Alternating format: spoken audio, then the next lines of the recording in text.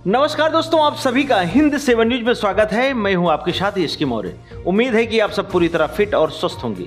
आइए खबरों में आगे बढ़ते हैं। घाट पर अशुद्ध चौकियों का जाल, गंदगी का अंबार और पंडों की दबंगई से श्रद्धालुओं का मोह भंग। जी हां, सही सुना आपने।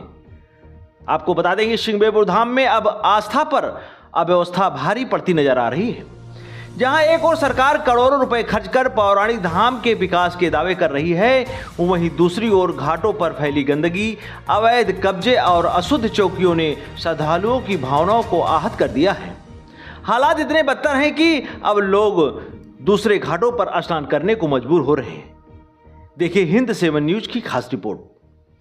प्रयागराज से करीब 32 किलोमीटर दूर स्थित पौराणिक तीर्थ नगरी सिंगबेपुर धाम, जहां सिंह ऋषि की तपोभूमि, निषाद राज की नगरी और भगवान श्री राम केवट मिलन की ऐतिहासिक गाथा आज भी जीवंत है, लेकिन अब यही आस्था का केंद्र अव्यवस्था, गंदगी और अतिक्रमण की भेंट चढ़ता नजर आ रहा है। घाटों पर 100 यात्राओं से निकले बांस और फट्टियों से बनाई गई अशुद्ध चौकियों का जाल बिछा दिया गया है। इन चौकियों के जरिए घाटों पर कब्जा जमाकर श्रद्धालुओं से मनमानी की जा रही है। स्थानीय लोगों का आरोप है कि कुछ पंडों की दबंगई के चलते आम श्रद्धालु खुद को असहज महसूस कर रहे हैं। वहीं मुख्य मार्ग और शमशान मार्ग पर होटल व दुकानदारों का अवैध कब्जा लगातार बढ़ता जा रहा है, जिससे मेला तीर्थ क्षेत्र की भूमि विलुप्त होती जा रही है। इन दुकानदारों और होटलों से निकले वाला गंदा पानी सीधे घाट की सीढ़ियों तक पहुंच रहा है, जिससे सीढ़ियों पर जल भराव और फिसलन की स्थिति बनी हुई है। श्रद्धालुओं को स्नान और आवागमन में भारी परेशानियों का सामना करना पड़ रहा है। चारों ओर फैली गंदगी धाम की बदहाल व्यवस्था की पोल खोल रही है।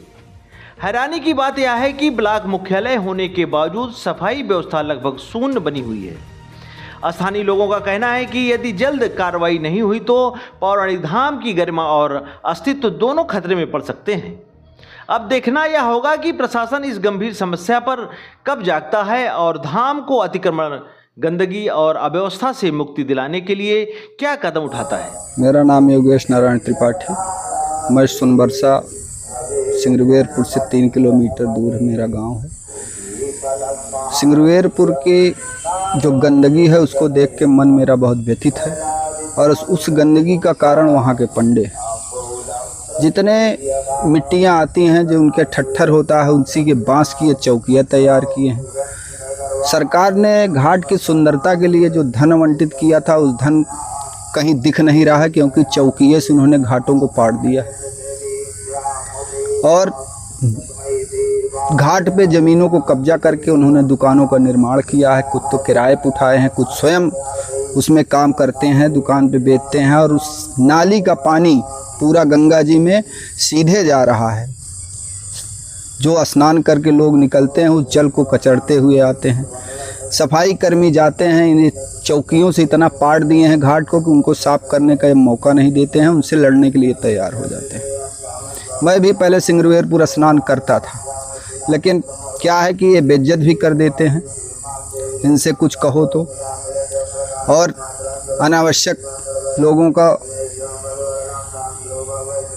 दक्षिणा के रूप में दोहन करते हैं।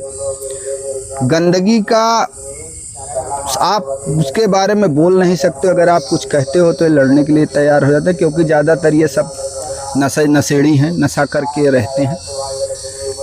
मेरी जो है सरकार से निवेदन है कि जो अवैध कब्जाधारी हैं इनको सिंगरवेरपुर धाम से हटाया जाए, और ये जो चौकियां हैं इनको वहां से हटवाया जाए। चौकी अपने लिए तो ये तख्ता बनवा के रखते हैं, और जो दर्शनार्थी हैं जो स्नान करके पवित्र होकर पूजा पाठ करने के लिए जाते हैं, वो उसी ठट्ठर के बांस पे बैठाते हैं, मनमाना धन उगाही करते हैं। इसलिए मेरे सरकार से या जो जिम्मेदार अधिकारीगण हैं उनसे निवेदन है कि इस पे अपना ध्यान अग्रसित करें और कब्जाधारियों को वहां से हटाएं। जय हिंद, जय भारत।